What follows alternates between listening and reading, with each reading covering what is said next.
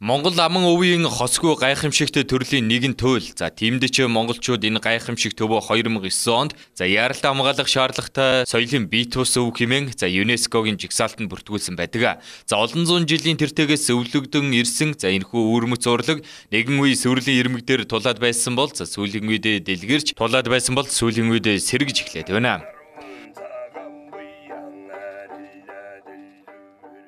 За алтаа магтаал гэдэг маань ер нь бол туйлын өмнө заавал хайлж одоо нэг үргэлжлүүл алтаа магтаал маань нэг үргэлжлүүл одоо бидний байгаа их байгаль дэлхийтэйгээ одоо хүний одоо ухамсараар холбогдож чадж байгаа энэ үйлдэл алтаагаа магтаж одоо энэ алтаа уул ус бидний амьдарч байгаа газар ус шороогоо бид магтаж баясгаж биднээс ард нь энэ байгаль дэлхийгээсээ үр өгөөж авч чадна.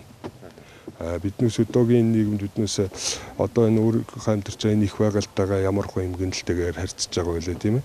Их байгаль дэлхийн маань болохоор бас мэдээж энэ амьд байгаль учраас зүгээр нэг сэндийчүүлээд онгоцжуулаад ингээд яахгүй мэдээж нэгэн цагт энэ мэдээж эргээд биднээсээс хариу авах магадлал. Тийм болохоор энэ үйлдэлийг нь бас номхотгоо зөөлөлж бас тэрийг магтаж баясгаж биднээс дараагийнхаа үр өгөөж буян хишгийг авах хэрэгтэй. Алтаа магтаалын агуулга Алтайн улсын сайхан байгаль тэнд амьдардаг бүхэн амтан ургамал жимсийг төрлөөр хадсгын янз бүрийн хэлбэр аршаан болог ашигт малтмал бүх баялагийг бишэр магтаж байхдаа тодорхой дэс дараа тогтолцоотой бөгөөд тухайлбал дөрвөн зүг дөрвөн талаас нь үзэж магтах. Дээрээс эхлээд доод хэсгийг нь хүртэл магтах дөрвөн улирлын байдлаар салган ангилж магтдаг байна.